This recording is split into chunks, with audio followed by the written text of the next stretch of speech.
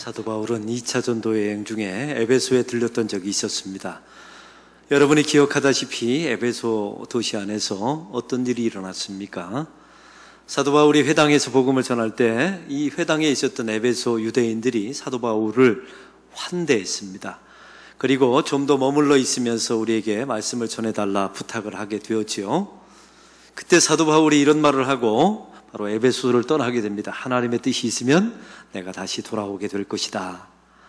이렇게 말하고 자기를 파송해 주었던 BCD 안디옥으로 돌아가게 됩니다. 이게 2차 전도 여행 중에 마지막 여정이었던 겁니다. 이제 사도 바울은 제3차 전도 여행을 통해서 BCD 안디옥을 출발해서 오늘 본문에 나와 있는 에베소에 도착하게 되었습니다. 사랑하는 성도 여러분, 이 여정이 그냥 이루어진 게 아닙니다. 하나님의 뜻이 있거들랑 내가 다시 돌아오게 될 것이다 라고 말했던 바가 있었죠. 사도 바울이 에베소에 다시 돌아온 것은 하나님의 뜻 가운데 온 것이고요, 바로 그 에베소에서 어떤 제자들을 만나게 되었노라 라고 성경은 말씀하고 있습니다. 그 어떤 제자가 누구였습니까? 바로 세례 요한의 제자들이었어요. 예수님을 지식적으로는 알고 있으나 인격적으로 영접하지 않았던 바로 그 세례 요한의 제자들을 만나게 된 것입니다. 사도 바울이 그 어떤 제자들, 바로 세례 요한의 제자들에게 이렇게 물었습니다. 너희가 믿을 때 성령을 받았느냐라고 물었습니다. 한번 따라해 봅시다. 너희가 믿을 때 성령을 받았느냐? 우리는 지난주에 이 말씀을 통해서 믿을 때와 성령을 받았느냐는 동시간대에 이루어지는 같은 시제라고 우리가 말씀을 나누었습니다. 다시 말하면 우리가 믿고 난 후에 성령을 받는 것이 아닙니다. 우리가 믿는 순간에 이미 내 안에 성령님께서 임하십니다. 그리고 내 안에 성령께서 임하셨기 때문에 예수님을 나의 구주, 나의 하나님으로 영접할 수 있게 된 줄로 믿습니다.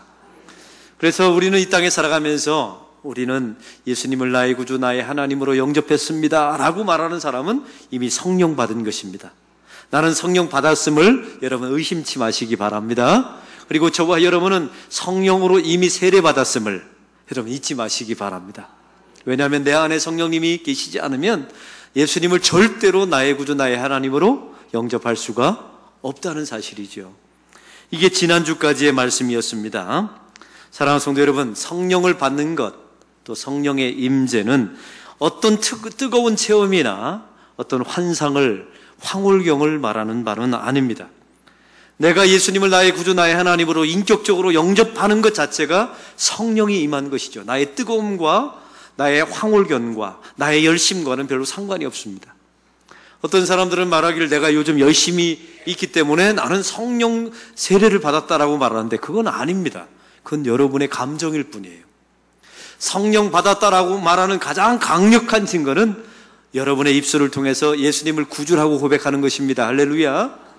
그리고 예수님께서 성경에 말씀하신 모든 말씀이 나에게 주신 말씀, 하나님의 말씀으로 믿어지는 것, 바로 그것이 성령 받은 증거입니다. 오늘 성경의 6절은 본문은 이렇게 시작합니다. 이제 성령을 받았고 예수를 믿게 되었습니다. 그 다음에 어떤 일이 일어났는지 6절은 이렇게 말합니다. 6절을 다 같이 읽겠습니다. 바울이 그들에게 안수하니 성령이 그들에게 임하심으로 방언도 하고 예언도 하니. 이 말씀의 상황이 이렇습니다. 성령을 받았습니다. 그리고 그 안에 이미 예수님을 영접하게 되었지요. 그 이후에, 성령을 받은 이후에 성령께서 그들을 방언도 하고 예언도 하게 하셨다는 겁니다. 이 방언과 예언은 성령이 주시는 선물과 은사라고 말합니다. 오늘 본문을 우리가 해석할 때 어떤 사람들은 이렇게 잘못 해석하는 경우가 있어요. 예를 들면 성령이 임한 사람에게는, 성령을 받은 사람은 반드시 방언과 예언을 해야 된다. 오늘 본문은 그런 이야기가 아닙니다. 우리가 살아가면서 성령의 여러 가지, 고린도전서 12장에 보면 성령의 수십 가지 은사가 나타나죠. 그 중에 몇 가지들이 우리의 성도들에게 각자의 삶 속에서 나타납니다. 어떤 사람은 가르치는 은사, 섬기는 은사, 눈물의 은사, 어떤 사람은 오늘 말씀 주신 것처럼 예언과 방언과 통변과 이런 은사들을 하나님께서 하나님의 백성들에게 주십니다. 오늘 우리가 하나님의 백성들이 하나님께 부름받을 때는 두 가지 부르심이 있다는 사실을 여러분 잊지 마시기 바랍니다. 첫 번째 부르심은 구원을 위한 부르심입니다. 우리 하나님께서 어느 순간에 우리를 찾아오셔서 나의 백성 삼아주시고 만세전부터 우리를 예정 가운데 당신의 백성으로 우리를 불러주셨습니다. 이것을 바로 구원을 위한 부르심이라고 말해요. 우리는 이것을 신학적으로 이걸 은혜라고 말합니다. 사랑하는 성도 여러분, 이 은혜는 자랑하라고 주신 거예요. 우리가 날마다 하나님 앞에 자랑하고 세상 사람들 앞에서 나는 구원받았습니다, 나는 하나님의 선택받은 백성입니다, 내가 하나님의 자녀입니다 라는 것을 날마다 자랑하고 노래하고 찬송하는 저와 여러분이 되길 바랍니다. 그런데 또 한 가지가 있어요. 우리 주님께서 우리를 부르실 때 사역을 위한 부르심을 하십니다. 성령이 우리에게 임했습니다, 예수를 믿게 되었습니다. 그 이후에 우리를 사역자로 부르세요. 여러분, 일꾼으로 부르신 후에 그 다음에 주시는 연장과 도구가 있겠죠. 여러분, 일을 시키는데 어떻게 성령님께서 연장과 도구를 안 주시겠습니까? 교사들에게는 가르치는 도구를 주십니다. 성가대원들에게는 찬양하는 기쁨의 은사를 하나님께서 주십니다. 목사들에게는 설교하는 은사를 하나님께서 부어주십니다. 일을 시켜놓고 그 일에 맞는 연장과 도구를 성령님께서 우리에게 주시는 것이죠. 다시 말하면 은사는 자랑하라고 주신 게 아니에요. 일하라고 주신 것입니다. 한번 따라해 봅시다. 은사는 자랑하라고 주신 것이 아니라 일하라고 주신 것입니다. 우리는 이것을 잊지 마셔야 합니다. 성령이 임한 후에 사역을 위한 부르심이 있어요. 그리고 우리에게 연장과 도구를 들려주시면서 하나님의 일을 하라고 우리에게 부탁하신다는 사실입니다. 사랑하는 성도 여러분, 바로 이게 은사예요. 나의 뜨거움과 황홀경 이런 게 은사가 아니란 말입니다. 여러분, 농부를 보세요. 농부는 여러 가지 연장을 가지고 농사를 짓지요. 그런데 농부에게는 특징이 있습니다. 연장을 가지고 자랑하는 농부를 저는 본 적이 없어요. 예를 들면 여기 삽을 가지고 있는 농부가 있고 여기 호미를 가지고 있는 농부가 있다고 합시다. 그런데 삽을 가지고 있는 농부가 야, 너 그렇게 조그만 거 가지고 뭐 하냐, 나는 삽이다, 이렇게 농부는 자랑하지 않습니다. 왜냐하면 용도가 다르기 때문에. 호미질할 때는 호미에 맞는 그런 농부의 일을 하면 되고, 삽은 삽질할 때 쓰는 그런 농부의 일이 따로 있다는 사실을 농부가 압니다. 농부는 비교하지 않습니다. 당신은 왜 크고 나는 작으냐, 연장이 다르다, 이렇게 비교하지 않아요. 만약 여기 삽과 호미가 있을 때 삽이 호미한테 이러는 겁니다. 야, 내가 너보다 그래봬도 크다, 이러면서 우월감을 갖는 게 여러분 연장이 아닙니다. 그리고 호미가 삽을 바라보면서 야, 너는 왜 나보다 크냐 라고 말하면서 열등감을 가질 필요도 있어요, 없어요? 없어요. 각자의 역할과 기능에 다 다르게 쓰여지는 게 바로 농부의 연장입니다. 마찬가지입니다. 오늘 성경에 성령께서 하나님의 사람들에게 주시는 은사가 그렇다는 거예요. 비교하지도 마십시오. 자랑하지도 마십시오. 남들이 가지고 있는 것을 가지고 있다고 해서 열등감 가지도 마십시오. 여러분, 그렇다고 가졌다고 해서 우월감을 갖지도 마십시오. 그냥 일하면 됩니다. 할렐루야. 세례 요한의 제자들을 보십시오. 예수님을 영접했습니다. 그리고 구원의 확신이 있었죠. 동시에 성령이 임했습니다. 그 이후에 사역을 위한 부르심이 있었고, 그 사역을 위해서 하나님께서 연장을 들려주십니다. 그게 바로 방언과 예언이었습니다. 자랑하라고, 남과 비교하라고 주신 은사가 아니었던 겁니다. 제가 한번 증명해 보겠습니다. 오늘 성경에 방언이 나와 있는데요, 이 방언은 두 가지 방언이 있다는 사실 아십니까? 사도행전적인 방언이 있고 고린도 교회가 했던 방언이 달라요. 사도행전에 나와 있는 방언은 오늘 이 사도행전 2장과 19장에 나와 있는 방언은요, 이렇습니다. 초대교인들이 모였죠. 마가다락방에서 모여서 기도할 때 바람처럼 불처럼 성령이 임합니다. 그리고 그들이 방언을 하기 시작합니다. 근데 그 방언은 놀라운 특징이 있어요. 세상의 모든 사람들이 알아듣지 못하는 신비한 언어가 아니었단 말입니다. 디아스포라 되었던, 전 세계에 흩어졌던 유대인들이 예루살렘에 모였지요. 근데 그들에게 사도들이, 예수님의 제자들이 방언을 하기 시작하는데 그걸 다 자기 나라 말로 알아듣는 겁니다. 사랑하는 성도 여러분, 신비한 천상의 단어로 자기들만 말하는 언어가 아니었단 말이에요. 복음 전파를 위해서, 선교를 위해서 하나님께서 그들에게 부어주신 은사인 줄로 믿습니다. 고린도에 나와 있는, 고린도 교회에 있었던 방언은 전혀 달라요. 그것은 다른 사람들은 알아듣지 못합니다. 아주 신비한 언어였죠. 그래서 고린도전서 14장 28절은 말합니다. 누구도 알아듣지 못하는 신비한 방언을 했던 사람들에게 사도 바울이 이렇게 말합니다. 들어보십시오. 만일 통역하는 자가 없으면 교회에서는 잠잠하고 자기와 하나님께 말할 것이요 라고 말했습니다. 하나님의 교회 안에서 통역하는 사람이 없으면 잠잠하랍니다. 말하지 말랍니다. 왜? 교회에 아무런 도움이 안 되기 때문에. 그건 일하라고 주신 것이니까요. 심지어 고린도 교회 안에 주셨던 그 신비한 언어를 가지고 있는 사람에게도 교회 사역을 위해서 준 것이지 자랑하라고, 과시하라고, 비교하라고, 우월감 가지라고, 없으면 열등감 가지라고 주신 은사가 아니었다는 말입니다. 오늘 성경에 보십시오. 또한 예언이 나옵니다. 예언을 했습니다. 사람들은 한 가지 착각하는 게 있어요. 예언하면 미래를 맞추는 쪽집게 도사처럼 무당처럼 생각합니다. 그건 기독교가 말하는 예언이 아니에요. 미래를 맞출 수 있다고 거짓말하지 마세요. 미래는 맞출 수가 없어. 왜요? 미래는 결정되어 있지 않으니까요. 저는 미래가 우리가 다 알고 있다면 믿음이라는 건 필요 없습니다. 우리가 미래를 모르기 때문에 하나님을 믿고 가는 거죠. 한 번도 안 가본 길, 내가 모르는 길을 믿음을 가지고 걸어가는 것이 믿음의 백성들의 여정인 줄로 믿습니다. 바로 이것이 예언입니다. 예언은요, 사랑하는 성도들은 미래를 맞추는 게 아닙니다. 하나님의 말씀이 있어요. 그래서 예언이란 말은 헬라어로 프로페티오라고 하는 단어입니다. 이 말을 헬라어로 히브리어로 바꾸면 나바르라고 하는 단어인데 한번 따라해 봅시다. 말씀을 맡은 자, 말씀을 맡은 자, 이런 뜻이에요. 예언이라는 것은 미래를 맞추는 것, 점쟁이처럼 미래를 쪽집게처럼 찝어내는 것, 그런 것이 아니랍니다. 하나님의 말씀을 맡은 자. 예언이라는 것은 무엇입니까? 하나님의 말씀을 통하여 과거를 해석하는 겁니다. 예언이라는 것은 무엇입니까? 말씀을 통하여 현재를 분별하는 것입니다. 예언이라는 것은 무엇입니까? 말씀을 통하여 미래를 예측하는 것입니다.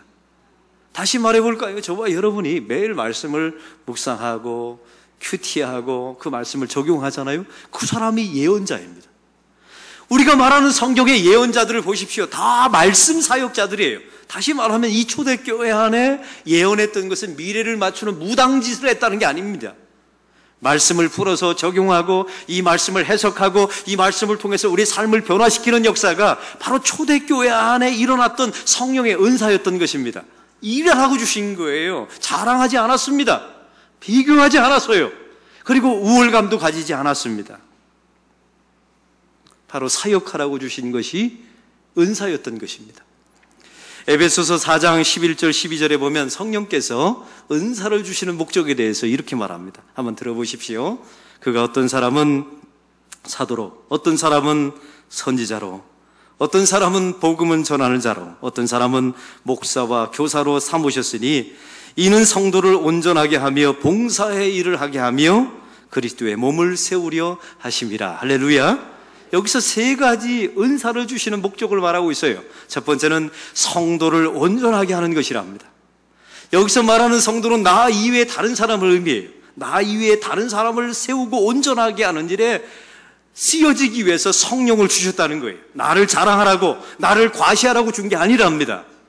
다른 사람을 세우기 위해서 주신 것입니다. 두 번째로 말합니다. 봉사의 일을 하게 하며. 한번 따라해 봅시다. 봉사의 일을 하게 하며. 이것은 자랑하라고 준 게 아닙니다. 그냥 일하면 되는 겁니다. 여러분, 교회 안에 직분도 마찬가지예요. 직분은 계급이 아닙니다. 직분은 은사일 뿐이에요. 그냥 그거 가지고 일하면 됩니다. 나는 이 교회 오래 다녔는데 왜 장로님이 못 되나? 열등감 가질 필요도 없어요. 그냥 집사님은 집사님에 맞는 도구를 가지고 일하시면 됩니다. 장로님은 장로님에 맞는 도구를 가지고 그냥 하나님 앞에 겸손하게 일하시면 되는 것입니다. 할렐루야. 이게 직분론이에요. 또한 세 번째 말합니다. 그리스도의 몸된 교회를 세우기 위한 것이라고요. 교회에 유익이 안 되면 그건 성령이 주시는 은사가 아닙니다. 잘못 써먹는 거예요. 그래서 우리가 교회 안에 가르치는 것, 찬양대 하는 것, 또 우리가 목사와 교사와 장로님, 권사님으로 수많은 사역을 하지 않습니까? 그때마다 항상 하나님 앞에 잊지 말아야 되는 게 있어요. 이게 교회를 위해서 유익한 일인가? 바로 그것이 성령의 은사인 것입니다. 오늘 성경에 나와 있는 세례 요한의 제자들을 보십시오. 방언했습니다. 이 방언은 다른 나라 각각의 언어로 한 겁니다. 선교를 위한 방언, 복음 증거하기 위한 방언이었던 것이죠. 오늘 이들은 또한 예언했습니다. 예언은 미래를 맞추는 게 아니었습니다. 말씀을 풀어서 해석하고 분별해서 예측하는 것입니다. 바로 이 말씀 사역을 감당했어요. 이걸 통해서 하나님의 말씀이 확장되게 된 것이죠. 과시의 수단이 아니었단 말입니다. 비교한 수단이 아니었어요. 열등감 빠질 필요 없어요. 저 사람은 방언하는데 나는 왜 못하나? 그러라고 주신 게 아니에요. 나에게는 주신 게 따로 있어요. 그걸 발견하시기 바랍니다. 어떻게 발견합니까? 교회 안에 수많은 사역들을 한번 해보세요. 내가 잘하는 게 있어요. 기쁜 게 있어요. 하면 할수록 늘어나는 게 있습니다. 그게 바로 성령께서 주시는 은사입니다.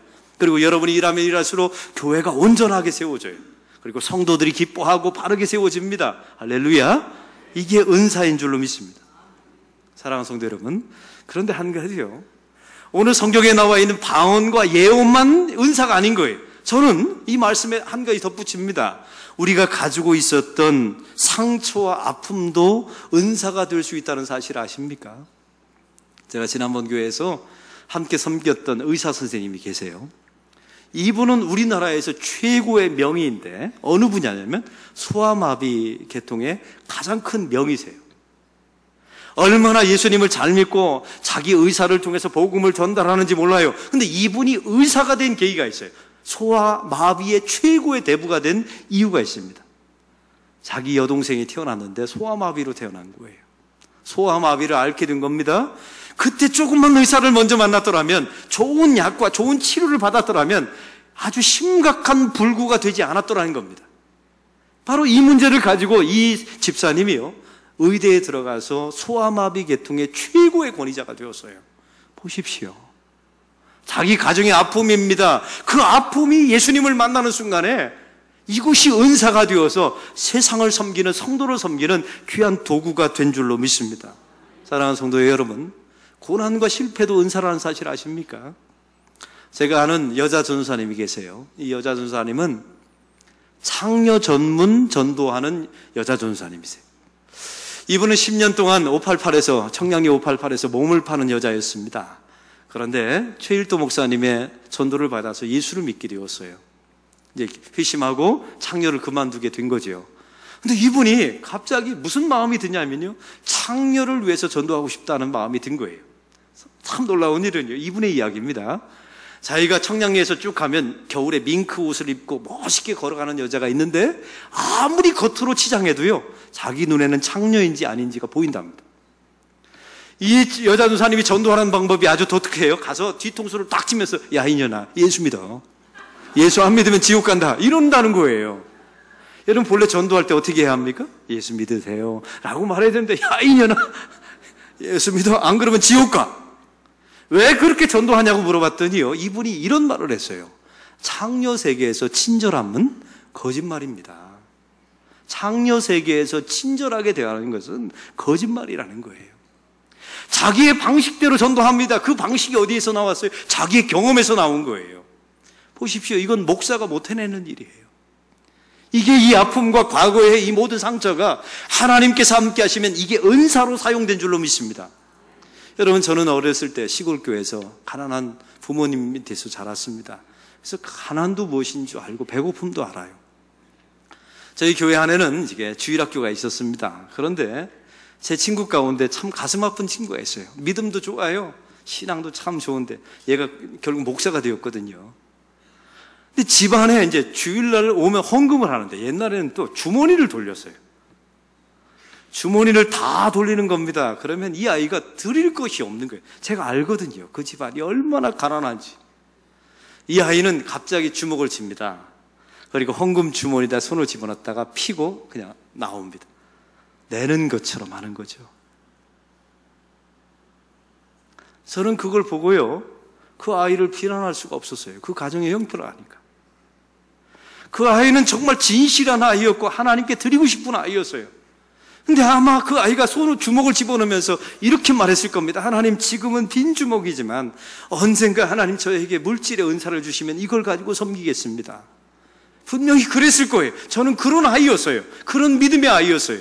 그래서 제가 주일날 설교와 기도, 헌금 기도할 때마다 다른 목사님들은 안 넣는 기도 제목을 하나 넣습니다. 하나님께 드리고 싶사오나 가난하여 손이 빈 성도가 있다면 저들에게도 동일한 은혜를 주십시오. 이 기도가 거기서 나온 거예요. 그 친구. 우리 교회도 마찬가지입니다. 많이 있어도 안 드리는 분들이 많지만 정말 드리고 싶은데 드릴 돈이 없는 분들이 계세요. 이상하게 제 눈에 그런 분들이 보여요. 그리고 하나님께 기도하죠. 저들에게도 동일한 은혜를 주십시오. 제가 이렇게 기도했더니요, 한 교인이 그러더라고요. 목사님, 그러면 그런 기도하면 헌금 안 나옵니다. 아니요, 나옵니다. 하나님 앞에 그런 마음으로 우리가 기도하면요, 가난한 자를 부하게 하셔서 하나님께서 헌금 드리게 하실 줄로 믿습니다. 저는 그런 하나님을 믿어요. 우리의 상처와 아픔도 그렇게 쓰여지는 것입니다. 우리 교회 우리 2부 예배도 암을 앓고 투병 중인 교인이 오늘 2부 예배 시간에 나왔습니다. 사실 그거 아십니까? 여러분, 목사가 찾아가서 위로 예배 드리고 치유 기도를 하지만 솔직히 말씀드리면 마음에 깊이 그의 아픔이 와닿지 않아요. 왜냐하면 저는 암을 알아본 적이 없잖아요. 차라리 제 아내가 가서 기도해 주는 게 나아요. 왜냐하면 제 아내는 암을 알아봤잖아요. 그래서 저는 이렇게 기도합니다. 여러분, 교회 안에 혹시 암에 걸렸다가 회복된 분들이 계십니까? 그게 주님 만나면 은사가 되는 겁니다. 여러분이 그래서 교회 안에 암 환자를 만나면 딱 한마디 하세요. 나도 그랬다. 나도 정말 미치도록 힘들었다. 그러나 예수님 만나서 이 모든 과정을 이겨내어노라. 이렇게 말하면요, 목사가 말하는 위로보다 훨씬 능력의 위로가 될 줄로 믿습니다. 이게 은사가 되는 거예요. 하나님의 은사는 아주 기가 막힙니다.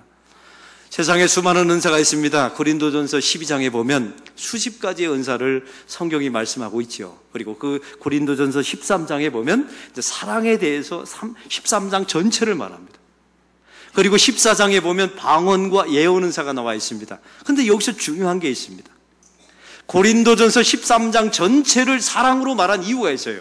그 수십 가지의 성령이 주시는 은사 가운데 가장 중요한 은사, 바로 그게 사랑이라는 것입니다. 그래서 고린도전서 13장 8절은 말합니다. 들어보십시오.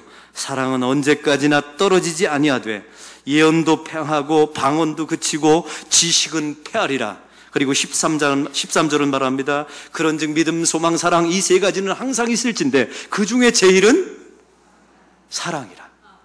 할렐루야. 방언도 패할 수 있답니다. 예언도 그친답니다. 지식도 패한다는 거예요. 그러나 사랑은 영원할 것이라고. 우리가 사역을 하면서 가정도 마찬가지입니다. 부모에게 가장 필요한 은사는 양육이 아니에요. 사랑의 은사입니다. 혹시 결혼을 앞두고 있는 청년, 또 결혼한 부부들이 계십니까? 여러분에게 돈 벌어오는 은사, 그거 중요하지 않아요. 가장 중요한 은사는 사랑의 은사입니다. 교회 안에 사역자도 마찬가지예요. 방언, 예언 다 좋아요. 그러나 교회를 가장 유익하게 만드는 성도, 또 성도를 온전하게 만드는 성도를 보면 다 대표적인 특징이 있어요. 다 사랑의 은사를 가지고 있습니다. 여러분의 가정과 직장과 여러분의 삶의 터전이 변화되길 원하십니까? 하나님께 사랑의 은사를 구하시길 바랍니다. 우리가 이미 성령 받았습니다. 그러면 일꾼으로 부르십니다. 연장과 도구를 주실 것입니다. 비교하지 마십시오. 경쟁하지 마세요. 남의 것 때문에 열등감 갖지도 마십시오. 우월감 갖지도 마세요. 그냥 일하면 됩니다. 여러분의 직분과 성령과 예언과 방언과 가르침과 통변과 이 수많은 은사를 가지고 주의 몸된 교회를 섬기시기 바랍니다. 여러분의 아픔과 상처도 주님 만나면 누군가를 도울 수 있는 은사가 될 줄로 믿습니다. 그리고 가장 큰 은사는 사랑의 은사입니다. 이것만큼은 구하십시오. 그러면 주님께서 그 사랑의 은사를 반드시 주실 것입니다.